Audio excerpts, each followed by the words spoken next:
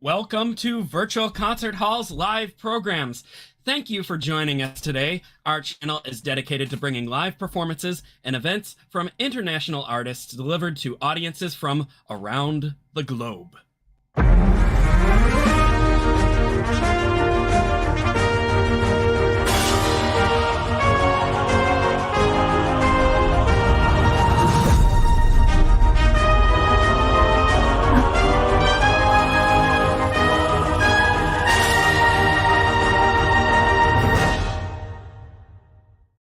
I am James Welch, and I will be your host this afternoon. We are presenting the Gala Auditions for Carnegie Hall and for colORCHESTRA. So next season, selected musicians will play on one of our 7 galas at Carnegie Hall or with one of our many fabulous orchestras with fabulous conductors around the globe. It's going to be quite exciting to see all this. This is the 6th of 6 auditions that we've had this weekend. 6 sessions. We've had great musicians, we've had great judges, we've had great times here, and looking forward to one last great session here today.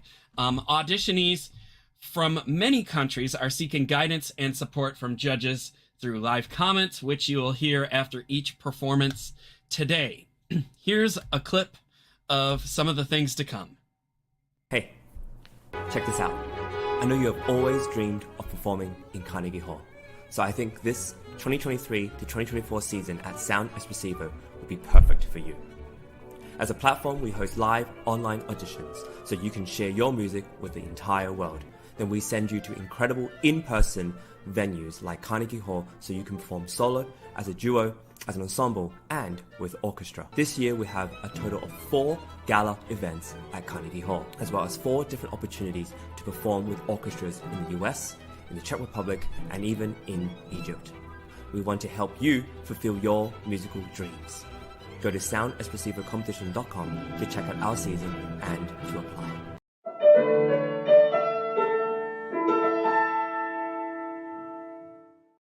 The Carnegie Gala and colORCHESTRA Worldwide Auditions are organized by ArtistVenture, Sound Espressivo, Progressive Musicians, and Virtual Concert Halls in collaboration with Price Attractions, Vocal Arts Management, and Cicciarone Music and Arts.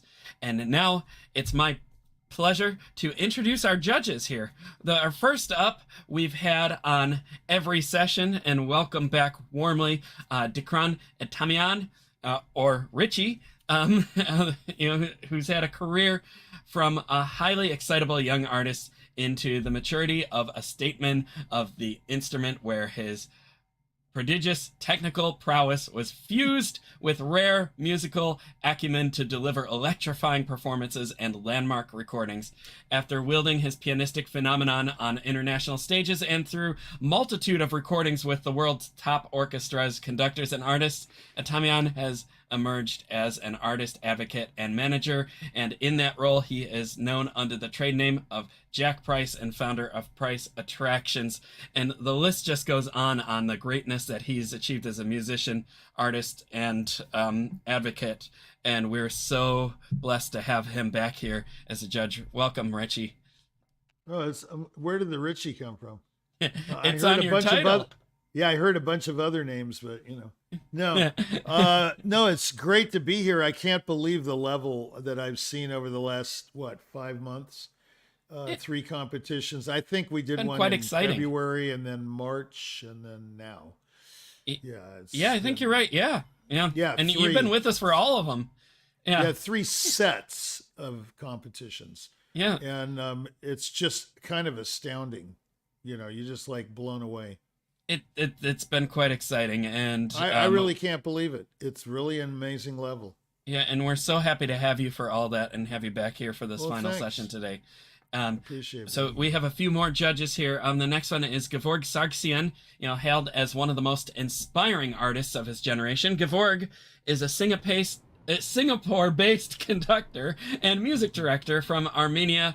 He's the recipient of many awards, and he's conducted orchestras all over the world. And just recently, conducted our colORCHESTRA events with the Cairo Opera Orchestra and the Bohuslav Martinu Philharmonic in Zlin, Czechia, and those were great concerts. I was so thrilled to be in the audience to hear all the greatness that he led those orchestras to. And Gevorg, it's great to have you here on the judges panel today. Welcome back. How are you? Thank you. Don't make me blush. But thank you, and just to echoing what Dickran said as well, I'm looking forward to hearing more interesting musicians today. It's really been a while, and we were seeing so many good performances lately. And I just wanted to stress this thing that when we say competition, I think Gevorg is frozen here. So we'll let his internet lag catch up. That happens sometimes. And I will move ahead with introducing our 2 other judges, which are new to our panel today. We first have James Greening Valenzuela, whose acclaimed ties to the opera and vocal scene are very extensive. He has worked as a vocal coach for many years and was a staff member of the International Institute of Vocal Arts for 3 years in Chiari, Italy. I think I said that right. And has also served as studio master class accompanist for Cheryl Mills, Patricia McCaffrey, Mignon Dunn, Ellen Alexander, Olivia Stopp, and the list goes on and on and on. And he's had many different recordings come out, Grammy nominated, and it's played all over, and just a fabulous musician and artist. And James, this is your first time with us. Welcome. We're so glad to have you here. Oh, thank you. It's great to be here. I'm looking forward to it. Wonderful. And then we have one more new judge to our panel, and that is Gretchen Greenfield, contralto. And she has over 25 years professional experience, and contributes a wealth of experience derived from her triumphs as a nationally and internationally acclaimed solo artist, as well as her successful teaching studio, Singing and You, and her passion for mentoring musicians of all ages.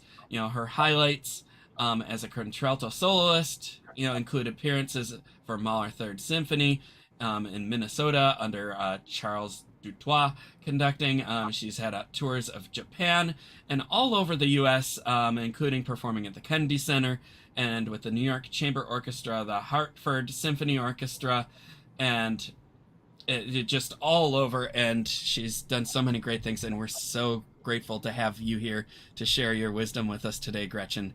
How are you today? Oh, pretty well. Delighted to be here. Thank you. We're delighted to have you, and this is such a great community of judges that we have here. And just the past few sessions have been dynamic and fun, and a lot of dialogue, lots of great expertise shared. I learned a lot just listening to everybody perform and to the judges, and I'm really excited to get back to that right now. What do you say we start listening to performers? Sounds great. Yeah. How about hurrah? Yeah. Okay. Hurrah! Right. Yeah. There we go, Richie. All right. So first up, we have a pianist. Pianist Nada is her name, and she will be playing Liszt Transcendental Etude Number 10 in F minor, the Rachmaninoff Etude Tableau from Opus 39 Number 3, and from the Opus 39 Number 9. So some Liszt and Rachmaninoff to get the session started. Pianist Nada, welcome to the stage.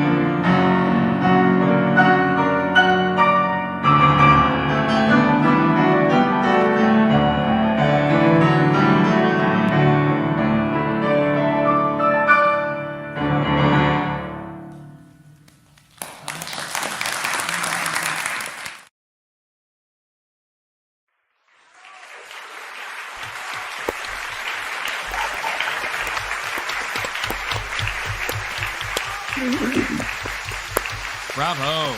Well, that was a fun way to start out. You know, some Liszt and Rachmaninoff, and now I'm feeling enthused. And let's hear from the judges. Let's start with Gevorg. Oh, all right. I hope my microphone is working. Does it? We can hear you. Yeah. All right. Picture is great. weird, Yeah. but we Well, can hear thank you. Thank you. Thank you for the performance. I don't know if the pianist is in the room, but if she's listening, it was really nice and very passionate. A very passionate performance. I mean, I'm not a pianist, so I will not comment in terms of the pianistic. I mean, we have more professional pianists here. But what I see is that I think the especially the Rachmaninoff, which this Etude Tableau is intended to be a picturesque music, right? Like with a visual stimulations, and this is something that I must say she achieved that, because she managed to make me see through this music. That was pretty intense, and I really applaud that.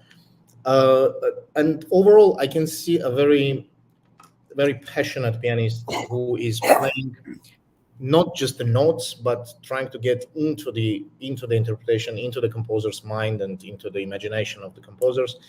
I will leave the technical parts to other judges to comment on, but here is what my 2 cents of this. Thank you very much. Thank you, Gevorg. Let's bring in James here. Okay. Well, I thought it was really a terrific performance overall. I mean, just all the way through all 3 selections. I felt that her name is Nada. Is that right?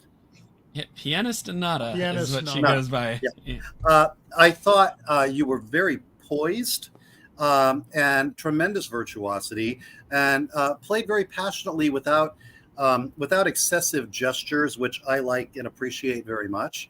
I felt that your interpretations were thoughtful, and wonderful technique, great octave technique, and I thought there was terrific balance, especially in the Liszt etude, where you come in with the left-hand octaves of the theme. I thought it was just balanced beautifully.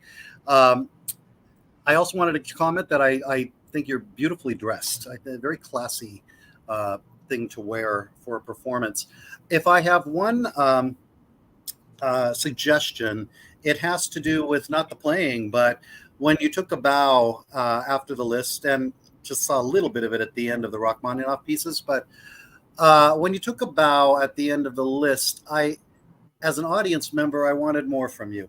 And what I mean by that is, I think that there was a great critic for the New York Times many years ago, Harold Schoenberg, was very, very respected and great. And he did an article once called, "If You Want to Be an Artist, Act Like One." And he had gone to I think it was a concerto competition at the Juilliard School, and it was the finals. And he heard, I don't know, 8 or so terrific young players coming out doing concertos. He was in the audience, and he said, "What I can say is that they all played wonderfully, musically and technically great, but I felt that they didn't know what to do when they weren't playing." And I'm not going that far, Nada, to say that you didn't know what you're doing. I think you do. But I felt like there was a little feeling, at least as an audience member, that you were taking a bow because you had to, as opposed to embracing your audience and welcoming them into your performance. I think it's very important as performers to realize that the whole point of performing is it's not for us to be doing it alone.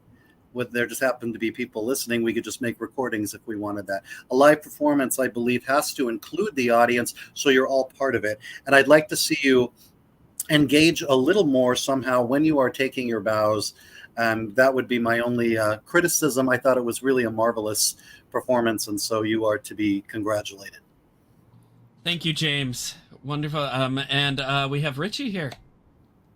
Yeah, I agree with it. I mean, it was first class playing. It was very exciting. The right sound at the right time.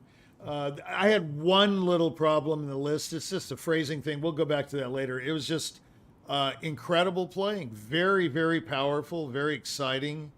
very passionate with not a lot of histrionics, like James said. I agree with everything they said. It was really a throwback to the Romantic era. I found her playing to be similar to some of the great Romantic era pianists, maybe even better.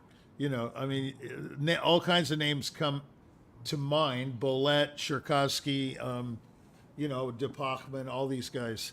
But I find it very compelling playing, really, and nailed. She just nailed it, every passage, and that was not a good recording. That recording looked like, or sounded like, sorry, it was far away, you know, like in a tunnel or something. I don't know. It came through like shining colors, though. There was absolutely. Yeah, it was still very captivating. Oh, I mean, it was all there. The From a articulation. distance. Yeah, if that Imagine had been up a close, right? If that had been a close mic recording, every note would buzz like a McCullough chainsaw. You know, it was like, yeah, it was really. I mean, I'm sorry, man. She really nailed it. But the only problem I had was when you set up nada, pianist nada, when you set up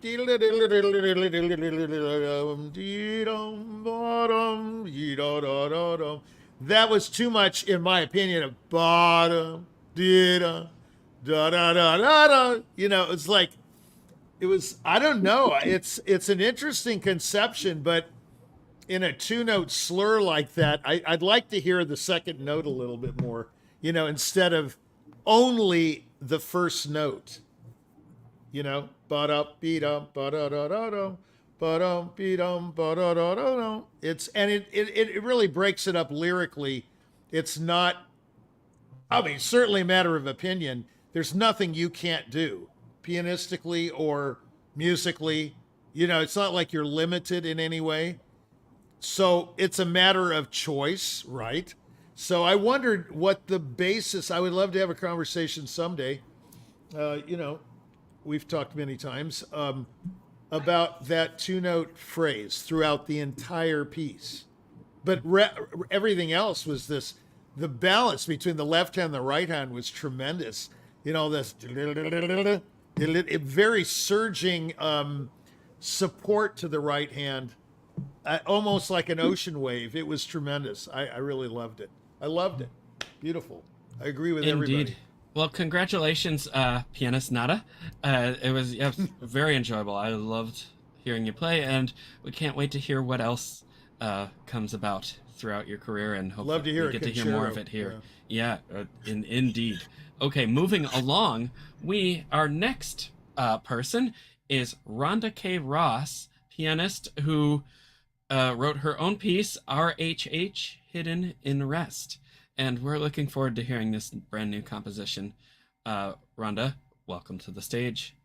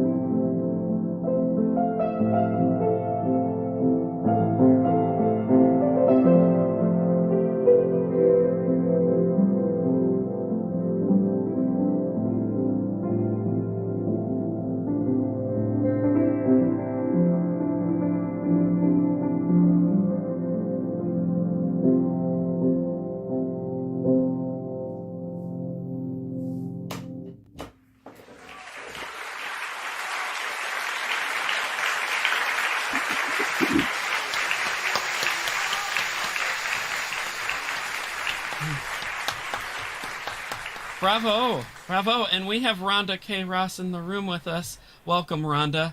And we're going to hear from the judges first. And why don't we start with James this time? Okay. Hi, Rhonda. Really enjoyed that performance. I'm curious to know. I mean, I have a sense, but I'd kind of like to know your thoughts on the title. The title came on a whim, so I'm happy with the title.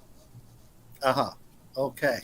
I felt and when I first started watching the video, it took me a moment to realize I think the video was flipped because it looked like you were playing in the upper part of the piano. I realized, oh no, she's in the lower part. So I think the video just did a flip thing, but that's not a problem.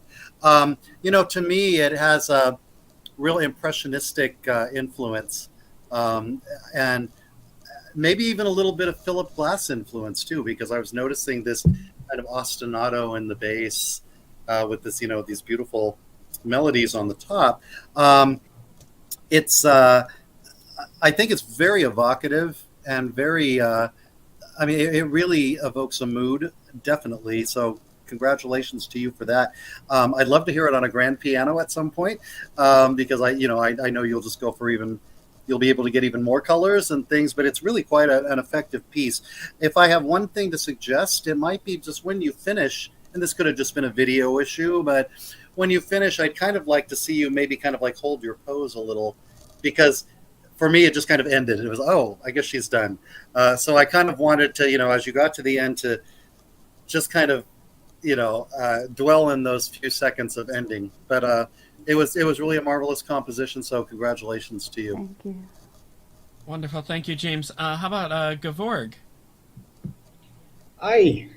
Thank you, Ron. Thank you very much. And it's not often that we listen to contemporary music performed by composers themselves on piano. I enjoyed it too. I find it a lot of minimalistic flavor to it, maybe even like Arvo Pärt kind of vibe. And my comment is basically this: I can visualize a lot of things. I can imagine whatever I want from a river I'm watching to, or to the rooftop, perhaps a place where I'm overlooking the city. It's very picturesque, and it's very it has many options for people to unleash their imagination. My comment is probably more about the performing it itself. Perhaps have you tried to give it to someone else, another pianist, to play it? Perhaps there will be some different color to how other people will play it as well, as a pianist. Something to think about, yeah. And and of course you know the composition better than anyone, but it would as well be interesting to see how it will sound in the hands of another pianist, for lack of a better word. Other than that, I think the score is interesting. It has a lot of colors and flow, and thank you for that. I'll pass the baton literally to someone else. James? All right, Richie. Well, so, Rhonda, what would you classify this style of writing? Is it expressionistic? Is it impressionistic? Is it a la Ellen Hovanes? Well, it's different for or- me, so I'd rather have somebody else put a label to it. Maybe it might help better. But it is I guess yeah. I just didn't get it. I don't know. It sounded a la Winston and a la Hovanes to me. Yeah, I mean Hovanes. Well, he wrote 7 piano concertos. You probably know, and they all sound the same. So, I mean, I talked to Alan about this many times, and I wouldn't play any of them because they just all sounded the same. I mean, I didn't know the difference between number 1 and number 7. So my question is, what is this? That's what I'd like to know. Well, I create a lot of music, and I do a lot of it just at the moment of my being. So. The moment of your being? Okay. Yeah. I see. Okay. That's interesting. I mean, there's probably an audience for it. I'm sort of in the concert business. Well, actually more of an artist business rather than sort of the concert business. I don't know of any sounds I've heard that were actually, I could nail it to that Well, I've created a lot of style pieces, so specifically, everyone is you know. different for me. Oh, really? They're different? Okay, that's cool. Yeah. Well, I'm glad they're different. Yeah, that's good. Okay. Well, listen, Yeah. thanks for playing for us. Yeah. Thank you. Yeah, thank you, Rhonda. Yeah, I know. If I can comment really quick, it made me feel like it was like part of like a movie soundtrack or sequence. Like, you know, I mean, I've been hearing a lot of different pieces where it's like, you know, it kind of depicts the image going on there, and I had a lot of images going through my mind, different stories, which was kind of neat, and I really appreciate the sound that you created to help me get those images. It was fun. Did you have any questions you wanted to ask the judges? I'll wait till later and see what happens. You wait till later? Thank you Okay, so that's much. great. Well, thank you for being here, and thank you for presenting that piece. And we will move on here. We're going to skip ahead a little bit here. We're going to hear Kap Ho Fung, pianist. I hope I pronounced your name right. And he's playing the Schumann Fantasy Stücke, Opus 12, numbers 1, 2, and 5. Welcome to the stage.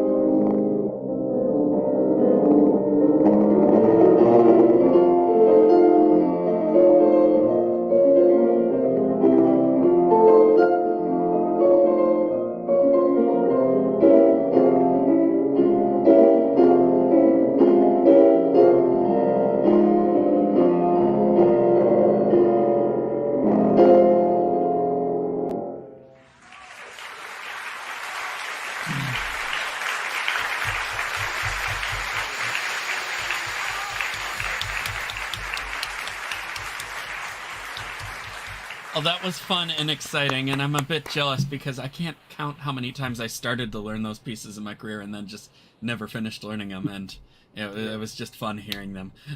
So thank you for bringing that to our stage today. Let's go straight to the judges. Richie, how about you first this time? Yeah, I mean, it was just great. Again, the recording's inferior, but whenever there's a great performance, it comes through. I found it just ideal. These pieces sometimes... I have one thing like in the list with the other person, with Nada. I'll tell you about it in a minute, but not that anyone cares. But it's just an interpretive thing. I think the playing is exemplary. I think it's passionate and it's technically totally there. Musically beautiful. I wish she would have played the fast one. You know yeah. That would have been interesting because she has the fingers to do it. It was interesting, her choice of repertoire, meaning which movements of this piece to play, because she can play anything, you can tell. Her control over the piano is beautiful. And this, I rarely hear this very flowing, liquid kind of approach to the keyboard. I like it. It's really good. I mean, we all would do it our different ways. I mean, no one does it the same. But it's very That's the fun admirable. of it. It's it is. It's really fun. That's what's so incredible about this competition or audition, is that everybody has something to say. You know, whether you like it or not. Yes. I used to be wrong. I used to say, oh, hardly anyone has anything to say. That's not true. They have a lot to say. You just may not agree with it. You know. That's all. That's all it comes down to. Or say it louder. Say it quieter. Yeah. Okay. The one bone of contention is in what's that Wiedma? What is that called? Aufschwung. Aufschwung. Yes. Very good. Thank you for that, James. You really know your repertoire. Okay, so I forgot the name of it. Although I've taught it a million times, I can't even remember. Man, I'm telling you, I'm getting old. Whoa. Okay, so I found the delay of the downbeat to be annoying, to be honest. Da da da da da da. What is this? Is this some Viennese stuff or something? I don't know. But it's like having to go to Vienna and taste their chocolate to play a Schubert slow movement. It's absolute nonsense. That's what what's his name said. Well, after the chocolate, this Pressler, Menachem, Menachem. Yeah, I mean, we're good friends, but I always used to make fun of him all the time because that's just my thing. But he said, Dickran, yeah. But anyway, yeah, he used to tell me to play Schubert. He wasn't addressing me, but these people in a master class that I was attending. He was telling them, well, you haven't lived till you taste Viennese chocolate or some nonsense or pudding or some other culinary delight, and then you can play Schubert, So this downbeat thing is relative, okay, to that. I mean, it seems to be a tick. Am I right, James? Both Jameses? Gevorg, I don't know if you know what I mean, but it's a tick pianists have. They delay. Oh, it's like the Brahms last movement of the violin concerto. They do this all the time. What is that thing?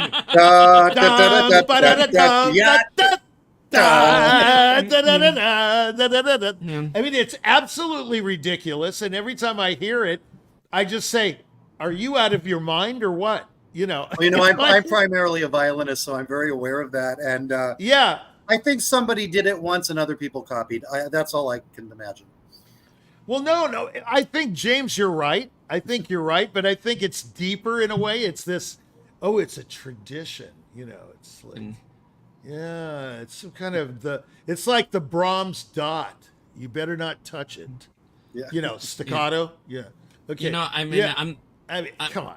I'm not a judge or anything. But or anything. But yeah, I'm just the host today here. But I am a pianist, and I think a darn good one. What I can say. Oh, thank you. But I can say to help, maybe get Richie's point across with that is I finally, because I used to play like that too, where I would delay the downbeat to make the big moment.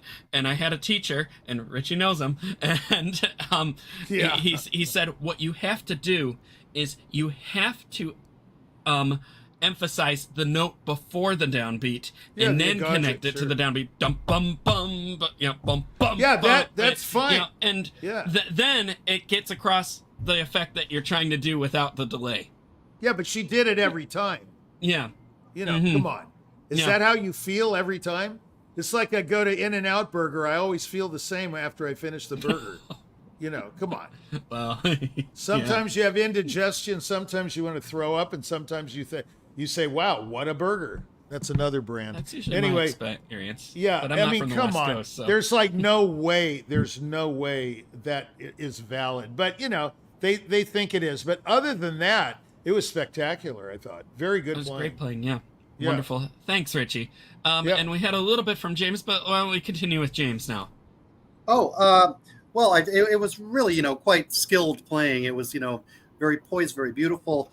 It took me a few seconds to realize that the recording is somewhat flawed. It's kind of muffled, and so it wasn't really helping you in that regard. But still, listening past that, there was a lot of wonderful things going on. And the first one, Das Abends, that's if I remember correctly, I think it's written in something like 2/8, and it's got this hemiola going all the way through the piece. Gorgeous, very strangely written. And I always felt it's not really about any kind of particular meter. It's basically just a flowing musical line going various directions. And you have wonderful shaping of phrases and nice flexibility in the rubato. I'd like to hear maybe a bit more direction, because I feel like the whole thing has a bit... if I remember correctly, most of it is written kind of at a piano dynamic. However, I think he's written in quite a few places where there are crescendos and decrescendos and this kind of thing. And I think that perhaps you could explore those even more as to maybe doing them more or doing them differently, so that we get even a bit more storytelling in the piece. With the second one, Aufschwung, which is one that I used to play as a student and loved it, still love it. It's great. I'd like to hear like a little more throwing caution to the wind in it. And again, that could be the recording somewhat hindering you, and maybe you were doing more than I could hear. But it seemed a bit, to my taste, a little bit too controlled. But I think so. I think you could just take what you're doing and maybe do it more. And then in the last one, in Der Nacht, which is interesting because it's in the same key as Aufschwung. You right when you finished Aufschwung, you went right into the next one, and it's like, oh, they could almost be part of the same piece in a sense. They've got a similar mood, this kind of impassioned mood. And again, I'm trying to think back, but I think it says something in the directions like in the instruction, like Leidenschaft or something, which would be very impassioned. And I think that again, just more attention and exaggeration of Schumann's markings. And in that one, the crescendos and so on happen a lot quicker than in Aufschwung. And so I think that, again, just to kind of exaggerate them more and have a little more emotional impact. But it was beautiful playing and very skilled playing. So congratulations to you. Thank you, James. And Gevorg. Hi, thank you, everyone. I think many things have been already said, so I will not really want to repeat things. And I agree actually with James about the emotional part. My only commentary is probably again because of the recording. I think I would rather want to see more richer dynamic things as well. There is a lot of passion, and sometimes it's like reading someone speaking by the lips. I can see the hands, but the sound is a little bit not there, but that's again technical, I believe. So yeah, if the dynamics were a bit more from the richer colors, that would enhance it. But in no way this is a bad thing. I mean, I really enjoyed the performance, and thank you for bringing this piece to our attention. Thank you. Wonderful. Thanks, everybody. And yes, it's just wonderful to hear you play the Schumann.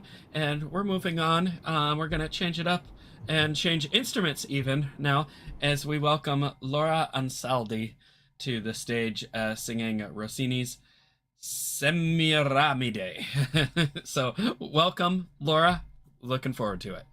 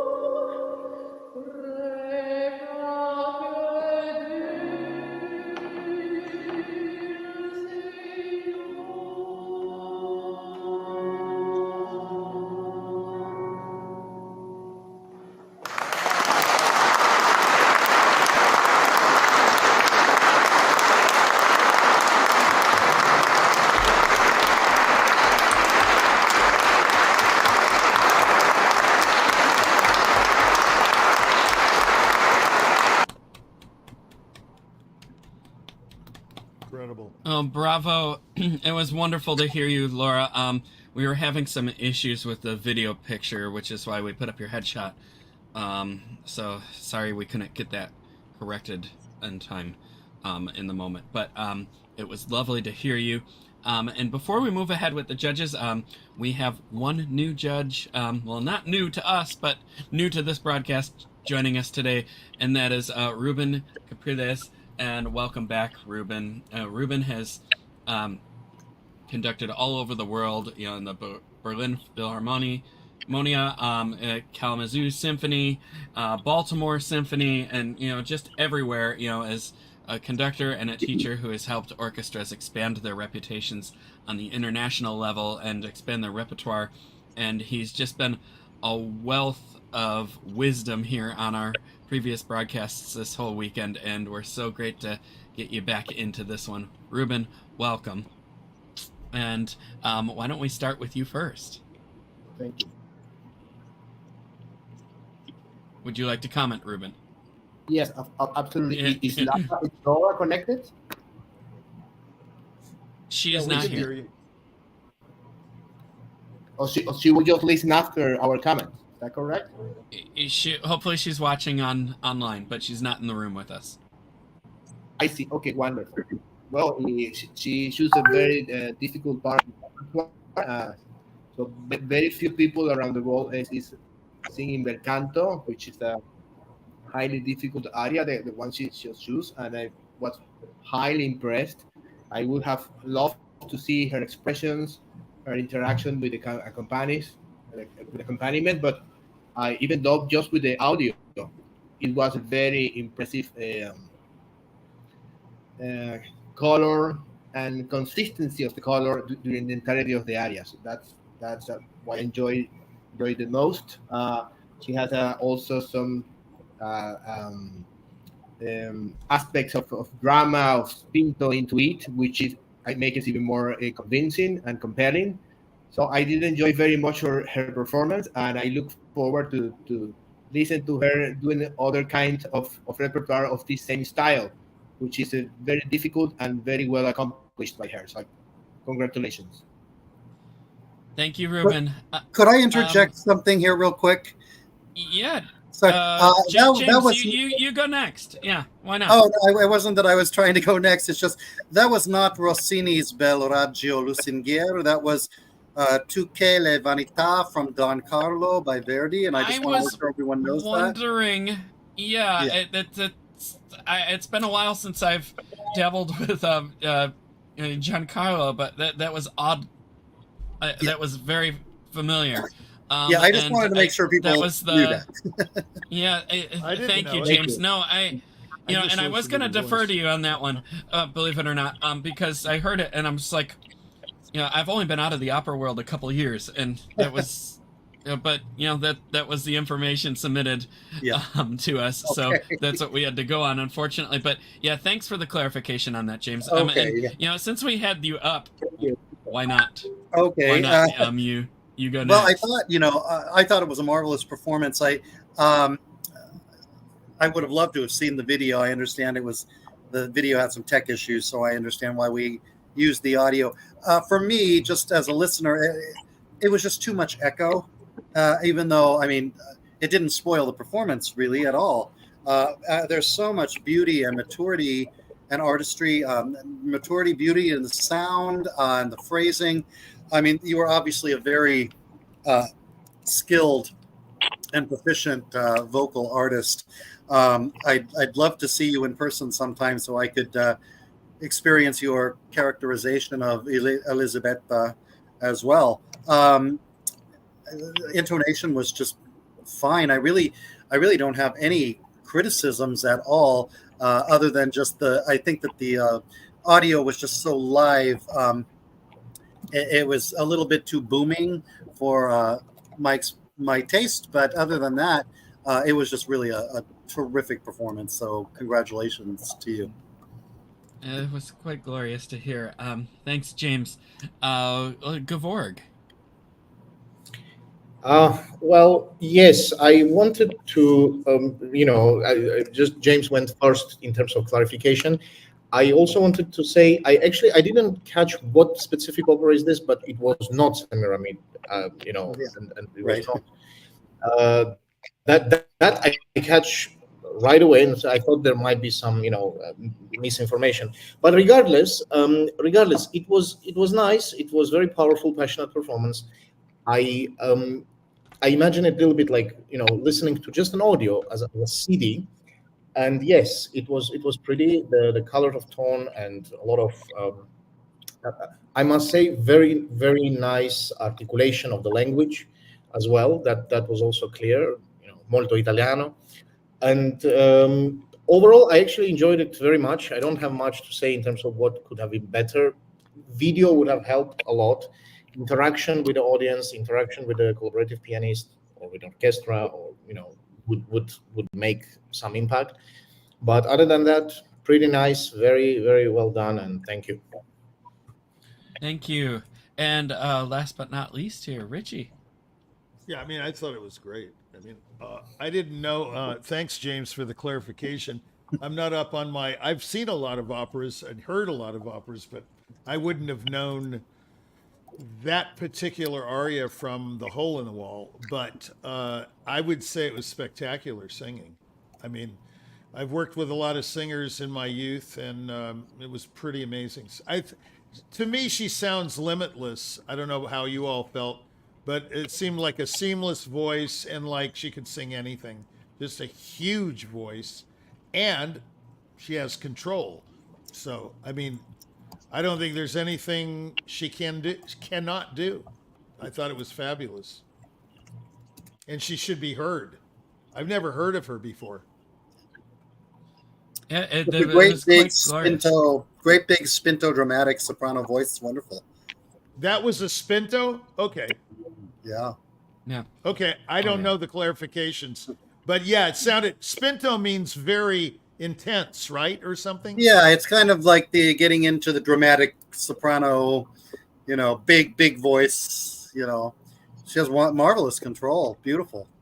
Yeah, that's what I thought. Incredible. Wonderful. Well, it's great to hear you, Laura, and we hope to hear much more from you and see you as well. And we will move on here to some more piano now. I believe it's all pianists to finish this up.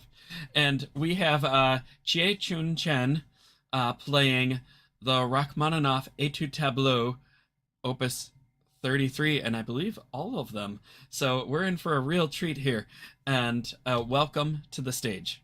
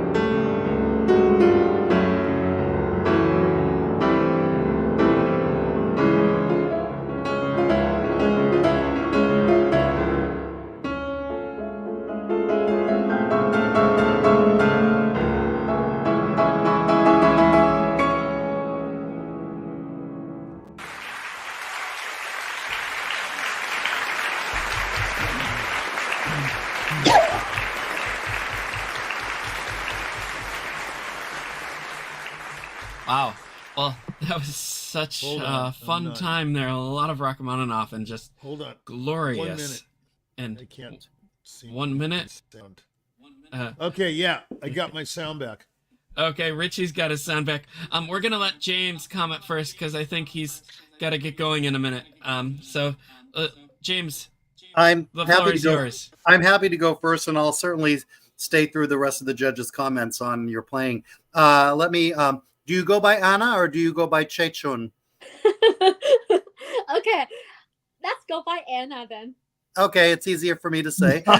So, Anna, well, listen, I just thought it was a marvelous performance. Thank you. You got just such wonderful pianism and artistry, and beautiful hands. And I'm really appreciating also your body alignment at the piano. Everything just seems so effortless. I know it's not. This is not easy stuff, but you really make it seem quite effortless and flowing. And so, congratulations to you for that. And also for playing the whole set. That's quite an undertaking to do the whole set. And so good for you. If I was going to make any comment at all, also I did want to say that you're beautifully dressed as well in the video. So thank you for that as well. This is just my taste a little bit. I'm kind of partial to, at times and in general for Rachmaninoff, more bass. Sometimes just more bass in some of the big sections. And that's really a nitpicking point because that's certainly a it's a musical choice. But for me, I would love to hear a little bit more of the bottom in some of the big places. But other than that, I really don't have much to say. I thought you paced all of the selections within the set so well. And I also appreciated that you didn't just jump into one after the other, which a lot of people do when they're performing a whole set. They finish one, they barely take a breath, and they're into the next. And you were really great at letting the mood settle from what you just played and giving us just a moment to breathe before we went into the next thing. So I would listen to that again in a second. So congratulations, and I'll let the others make their comments. Thank you, James. Let's move on to Ruben. Ruben, you're muted. If you can unmute, then we'll be able to hear you. I'm well muted. Okay, ready. Okay. Well, I enjoyed very, very much your performance. I see you have a huge sound. It is one of the things that you never appreciate as a whole is when through a recording is the actual sound of the pianist, because there is always a barrier. You can somehow imagine with other instruments, but with the piano it's just difficult. But I can feel that you have a wonderful sense of sound of the instrument. And I understand the pieces speaks about tableaux, right? Like images. They interact one after the other, and maybe you have even more than one image inside a single piece, correct? And you show a lot of that by introducing contrast in the ideas, in the levels, in the articulation, and I enjoy very much all the imagery that was inside every single image of every single etude. My only advice, and that will be with those tableaux, like for instance number 6, that has like a full shape on poles, maybe. It was sometimes it was a little too conceptual to me, right? That you was like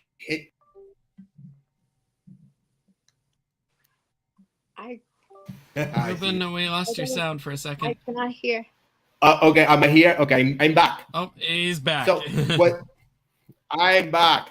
So when you just have this chord that goes from the beginning to the end, try maybe to play more with pulse, right? I'm not talking in pulse, but with the pulse, right? Having like a more sense of romanticism into the pulse, right? That you can just move back and forward. You were very so you gave the pulse and then interact to it in order to contrast to it, but not to really stretch it, right? I believe there are points where you can stretch more the pulse and be a little more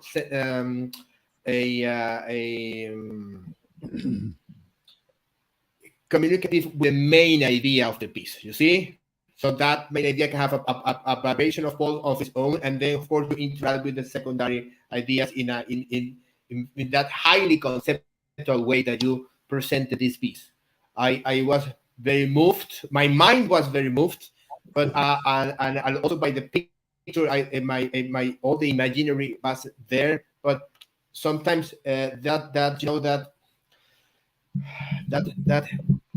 also that part of it that is even that's so complex the music, you can always have it part of it, right?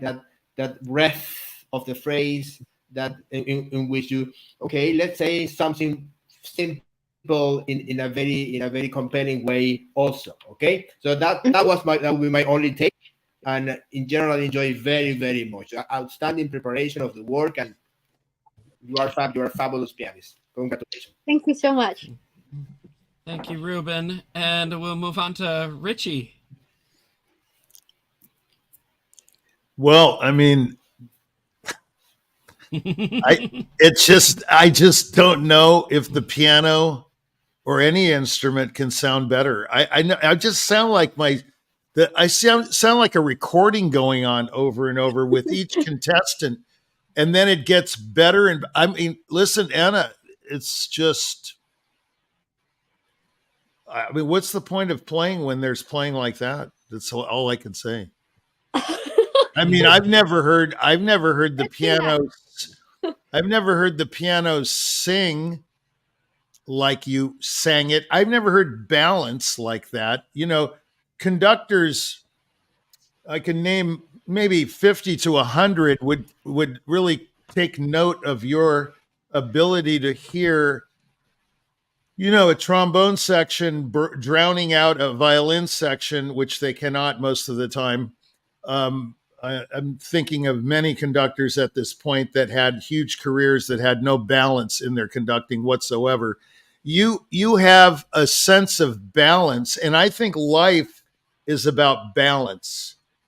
If your life isn't balanced, if your hands aren't balanced, if your diet isn't balanced, if your driving isn't balanced, you're not together. I mean, you have such a sense of proportion that, I mean, it's just, I mean, I'm speechless. I don't even know what to say. I have never heard the piano played better. And correct me if I'm wrong, James, because, you know, this is piano playing. I mean, I'm thinking of Bolette, who was my mentor.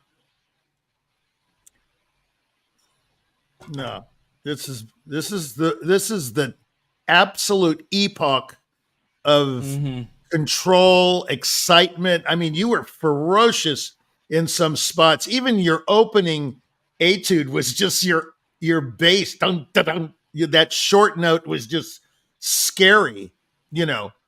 I mean, I remember hearing you in the preliminaries, and I thought to myself, because I'm the one who heard you. Oh. I thought, wow, I mean, I've heard a lot of playing. This is extraordinary, Anna, really. I mean, it's just, I would love to hear you. And you know, the thing is, people say, oh, well, you know, I've heard her in Rachmaninoff. Now let's hear her Mozart. Or listen, you can tell in the Rachmaninoff, especially you played them all, that you can play anything. I would love to hear your Mozart. I would love to hear your Beethoven. I don't need to. I would really like to hear your Brahms, especially the first piano concerto. I mean, oh, someone told me that before too. I'm sure they did. Okay. I'm sure a lot of people told you a lot of things because you're playing. It's like, what did they say in Gladiator? Sometimes, do you think life is an absolute horrible dream? You know, it's like and I'm thinking there are a lot of people that would hear you play that just had a bad dream. Because for my taste, I don't ever want to touch the piano again, ever. And I haven't really played it in 18 years, so I might as well just continue in the manner in which I'm accustomed, which is not playing at all. You have everything that anyone could possibly want in a musician. It's, you have this self-effacing sensitivity. Do you know what that means? Is a level up sensitivity?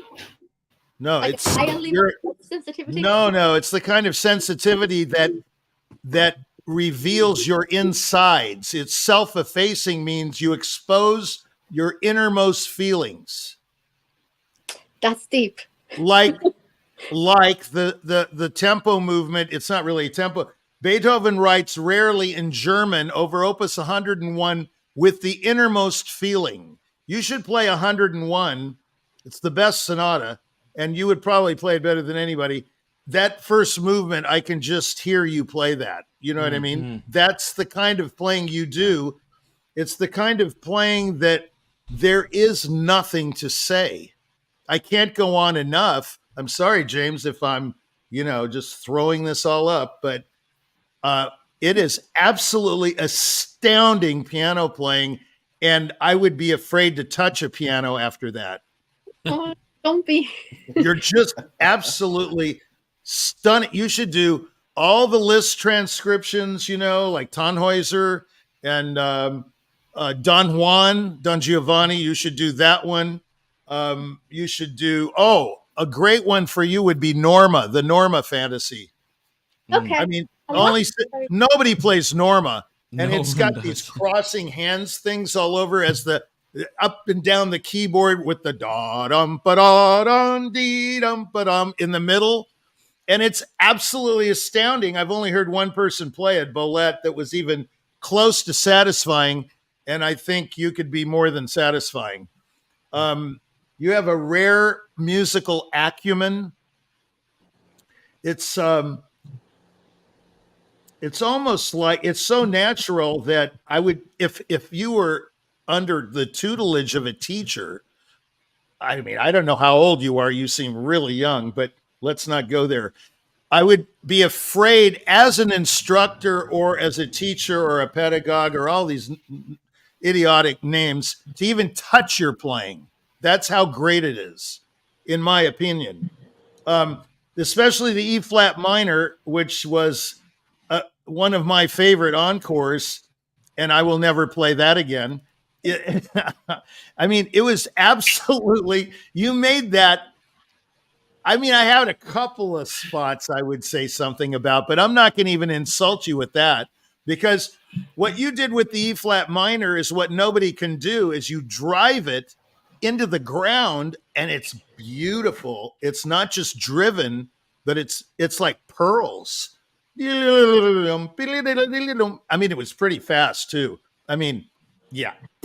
Indeed, it was. I'm afraid we're going to have to move on here. Unbelievable. But I think we're all in agreement. Unbelievable playing. Yeah, we're all in agreement that we could just sing our praises endlessly about your playing. There are great musicians, there are great pianists and great technicians out there, but I feel like you're a great pianist, a great musician, and an honest performer, which all three of those is very rare, and it was just very wonderful. And congratulations. Did you have any questions you wanted to ask us before we have to bring off to the next person? No, I just want to say thank you very much for listening and giving me those suggestions. And I will definitely look at those list transcription, those repertoire. And yeah. Wonderful. Yeah, well, you're definitely going to be busy. So work on all that and come back next week. No, I'm kidding. All right. Thank you for coming in here today, and thank you for your performance. Lovely to hear you, and lovely to have you here. Really and we're going to move on to our final performance for this session, and our final performance for these sessions. Then we have Yunhua Wroe, pianist, playing the entire Tchaikovsky First Piano Concerto. So sit back, relax, grab some popcorn here, and treat yourselves to some Tchaikovsky, and welcome to the virtual stage, Yunhua.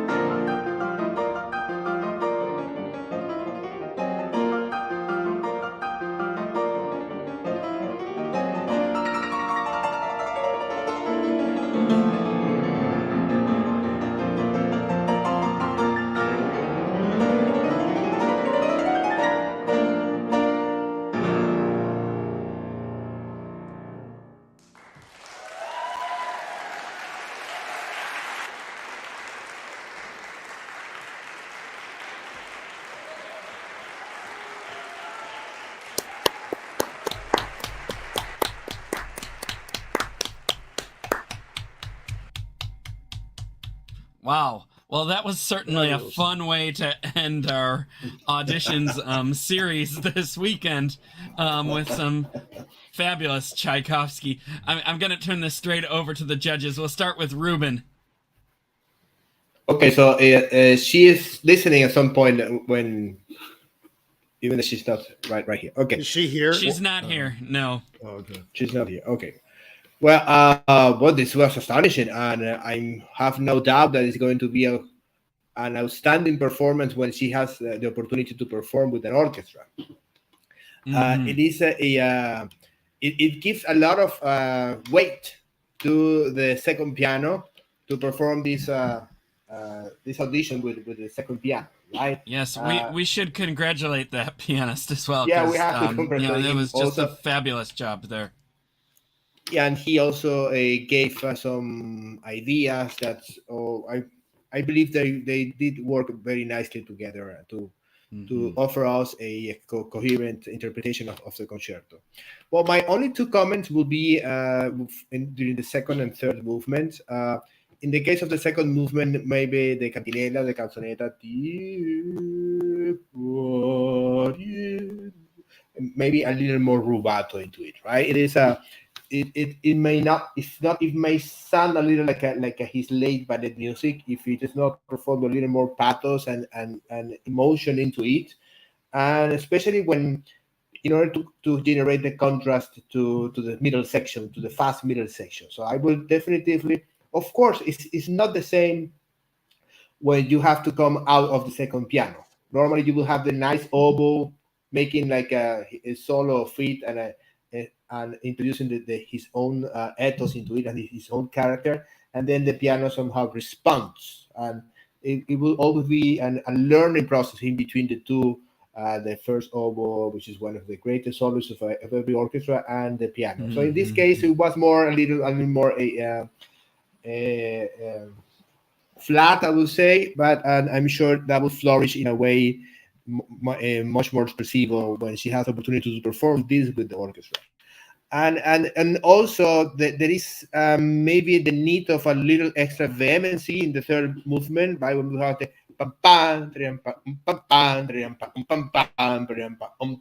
even that, what contrasts against that ritornello is a refrain. It is a very demanding for the piano, for both the pianist and the orchestra. I would say that vehemency, that dotted note, the second eighth note, it has to be always vehement and trying to over assert over and over and over and over and over, and never, it should never relax.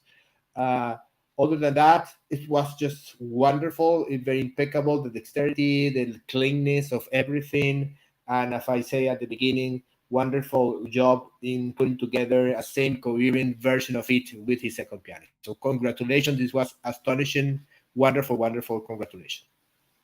Thank you, Ruben, and we'll bring on Richie here.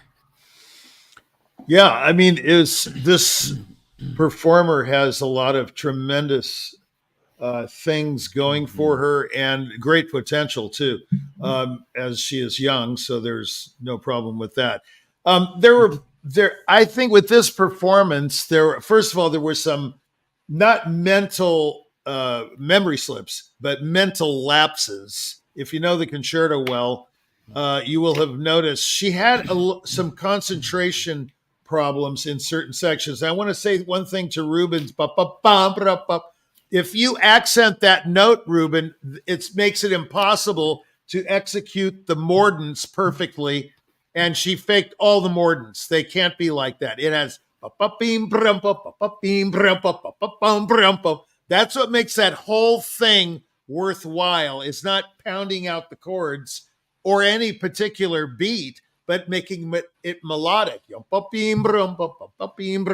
if you fake it, no good. Absolutely out of the question. Okay, that's got to go. It's got to be articulate, like it's almost like it doesn't sound like Bach, but it has to be as clean as Bach. Otherwise, you just have a big fake job in the last movement. And I've heard so many pianists hit some of them, not hit some of them. You know, what is this? That's a very important moment. That's one of the hardest parts in the last movement. If you're going to fake that, you might as well fake the whole thing. Okay, I'm into faking. I'm into not faking. Okay, that's number one. Back to the first movement. good opening, but she petered out towards the theme that she was about to announce. Ba-dum, ba-dum, ba-dum, ba-dum, beam. And then she rushed the theme.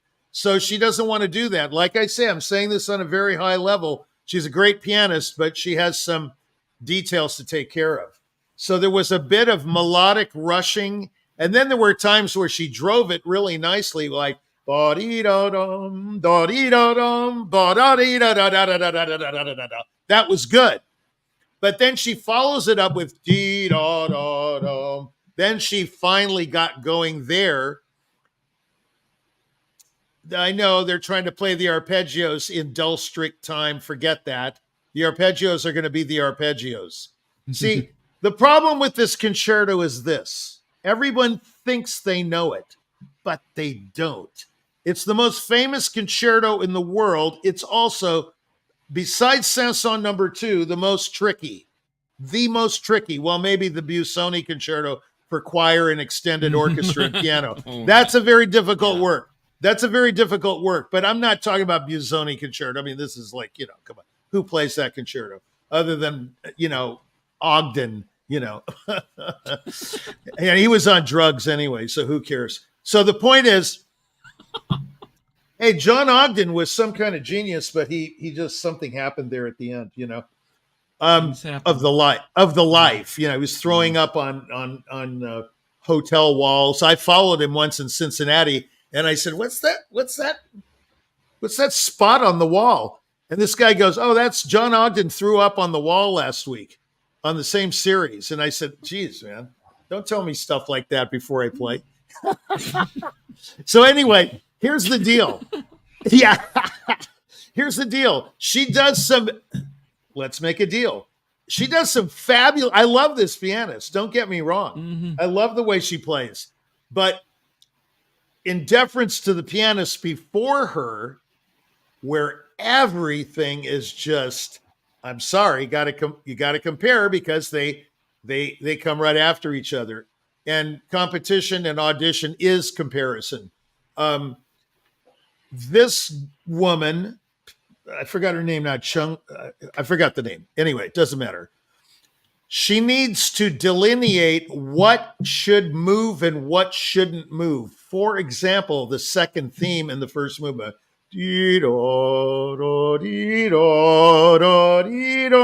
That thing is so passionate. How can you play it static? Stretching it out. The harmonies don't dictate that policy. The harmonies are going forward. The harmonies are not retarding. This is another problem with pianists and everybody. Listen to the harmonies. It's very clear what the harmonies are demanding from the artist, but the artists refuse to listen to the harmonies because they're too busy with the melody and the rhythm or the note values. This is completely off. Completely. And I've made a study of this my whole life. Not that I sit around studying, because I don't. I usually just throw caution to the wind, but it's a natural thing. I just go, yeah, no. So you got to listen to the harmonies in order to play anything, especially Tchaikovsky 1. Forget 2 and 3 because they're no good. So 1 is a fabulous piece. It's a pillar of the repertoire. It's also the most exciting concerto ever written.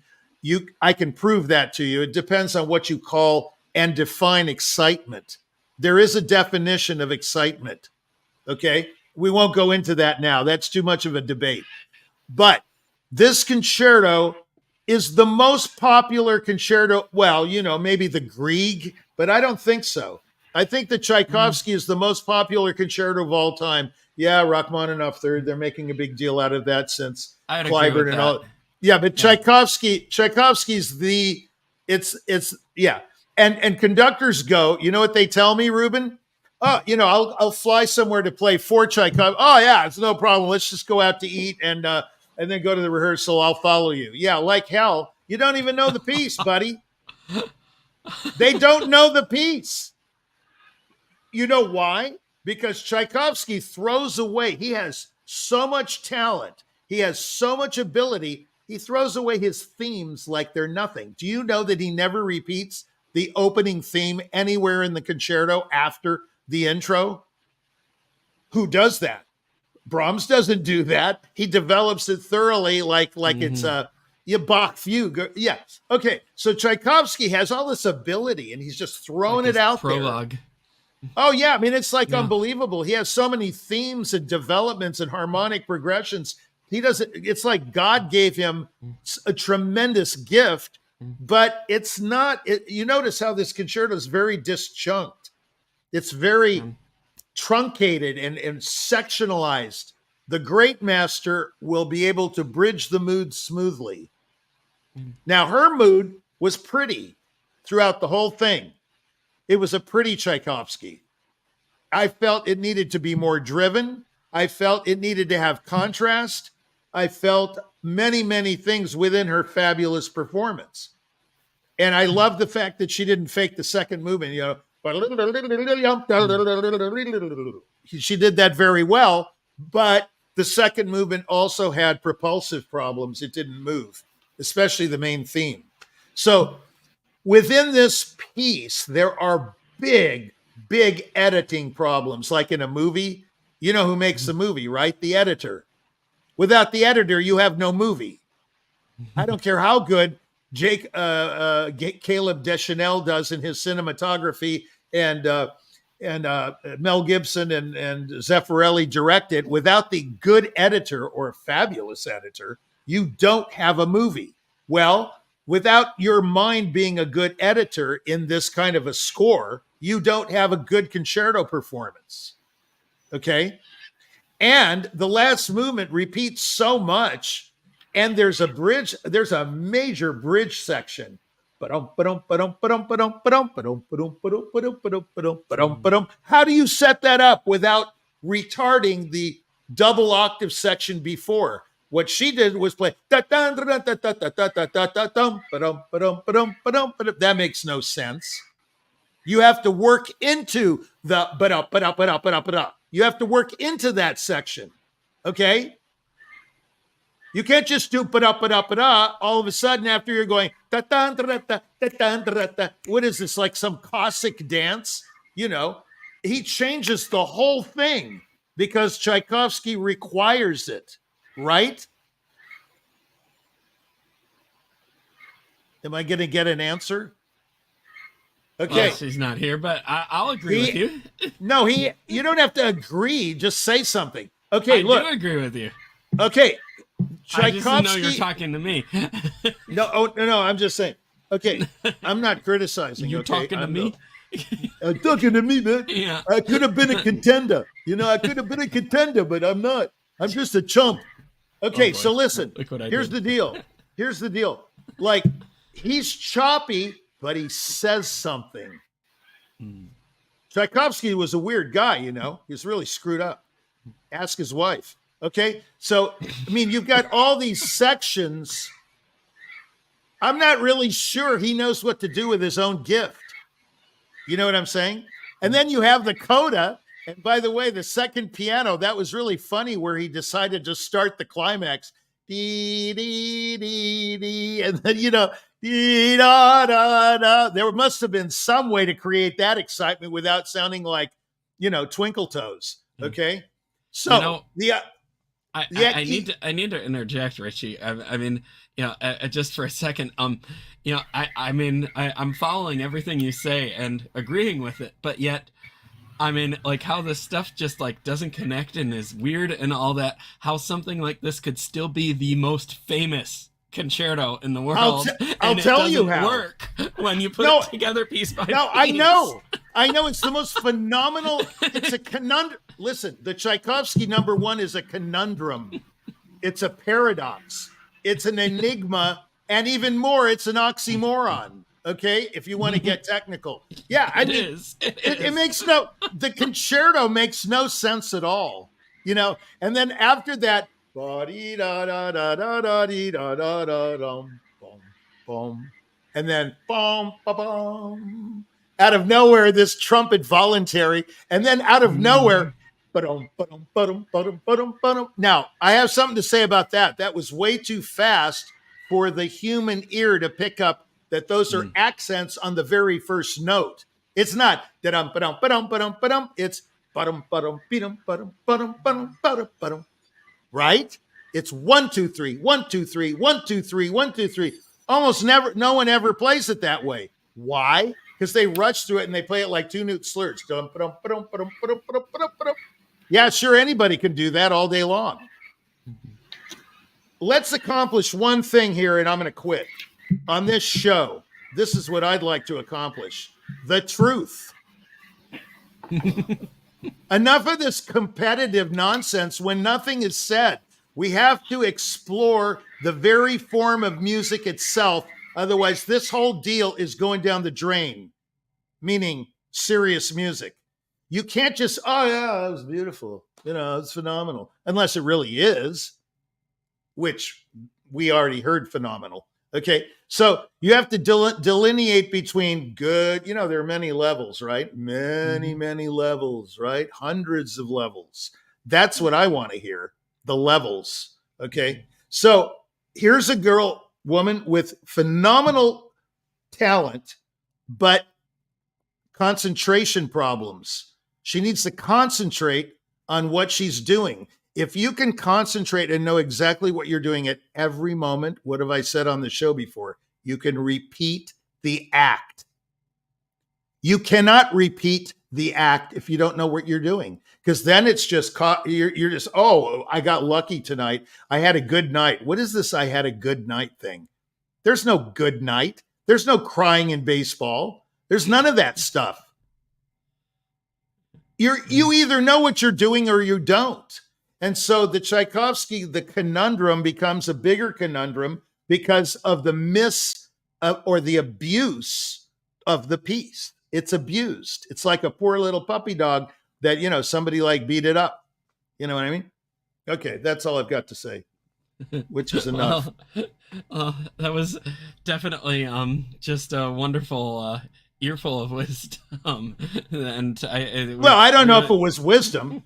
It's definitely it was wisdom. I don't know if it's I don't know if it's wisdom, but it is definitely a question. You know, see, that's what we got to ask questions. We can't. There are no answers in a way, but there are a lot of questions.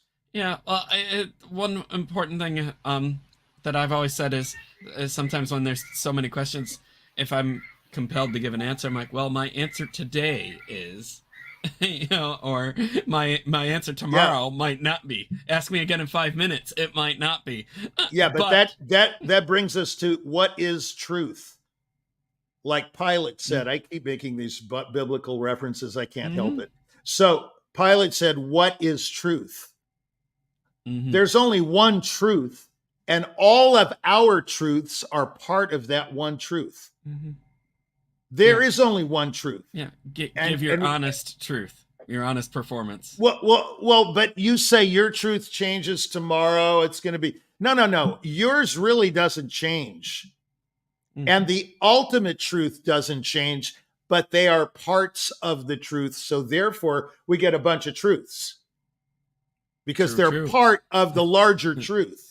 And we can go into what the truth is later. I have my ideas on that. Yeah, you do not want to hear. Yeah, well, you do not want to hear them now. That's a whole nother series that we have to. It's a whole series here for that. Just called Truth with Richie. What do you really think? Yeah. But on that note, I think this is one of the best ways we could have concluded this audition series. This weekend. I mean, it's just been wonderful hearing all these performances and hearing all the wisdom from the judges. And yes, I would like to thank you guys for everything. I mean, unfortunately, James, Gevorg, and Gretchen had to leave us early. We also like to thank Scott Woodard and Giacomo Franche, who are judging from offline today as well. Oh, they are? Okay, great. We'll probably be hearing from them at some point and later. David Wroe, thanks to David Wroe, our music director of Orchestra Manhattan. Indeed, yeah. Wonderful guy. Who else am I forgetting? Is it was just David? We had someone else maybe. Margaret. Wasik. Yes, Margaret. Yeah, and all the judges. I mean, we wouldn't be able to do this without all of your wisdom and expertise and all of your time too. I mean, thank you very much. It really just makes it for not even a wonderful audition, but just a wonderful show that we have here on live internet fun. TV. It's really and good. You know, we have another round of these auditions coming up next month. And if you'd like to apply to perform on one of our galas at Carnegie Hall next season, or with one of our wonderful orchestras for colORCHESTRA, visit our websites. The deadline is June 1st. The auditions, I believe, are June 14th through the 17th, or something like that second weekend of June, the second or third full weekend of June. And just visit our websites. Contact us if you have questions. We're on all channels here streaming, and we're on all platforms, so you can contact us here too, you know, Facebook, Instagram, Twitter, YouTube, Twitch. We don't have a messenger on Twitch, but we're streaming here on Twitch and Vimeo, and you can catch us everywhere. And we are live every day with new and unique programs that promote artists and, you know, topics in the field of music and education. And lately we've been doing a show, music and musicians around the globe. Thank you for the image.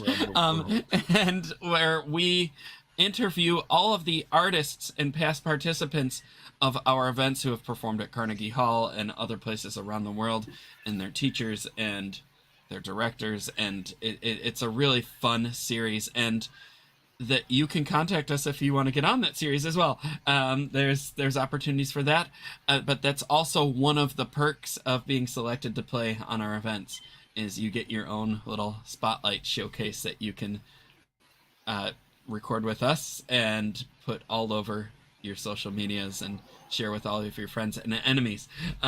So it's a real fun time here. So yes, June 1st is the deadline. We're going to be back June 14th and 17th, June 14th through 17th. In between, we're going to be live with all of the interviews and fun shows, and we will even be getting a stream of our most recent colORCHESTRA concerts in there at some point. Stay tuned. Many of you might want to know, well, when are we going to announce the results of these auditions? We don't have the exact date set yet, but within the next 2 weeks, just be checking our platforms, and we'll be in touch with all of you as well. And we will have that announcement before you know it. I'd like to thank all of our collaborators and partners in producing these events. It takes a village here, and all these logos that you see up here are people and organizations who have contributed greatly to what we do, and we are so thankful for all that you contribute, because it's not just money that helps everything happen. I mean, we need money, but it's also just resources, help, and wisdom, and judges, and you know, this is where all of them come from. So thank you, everybody out there.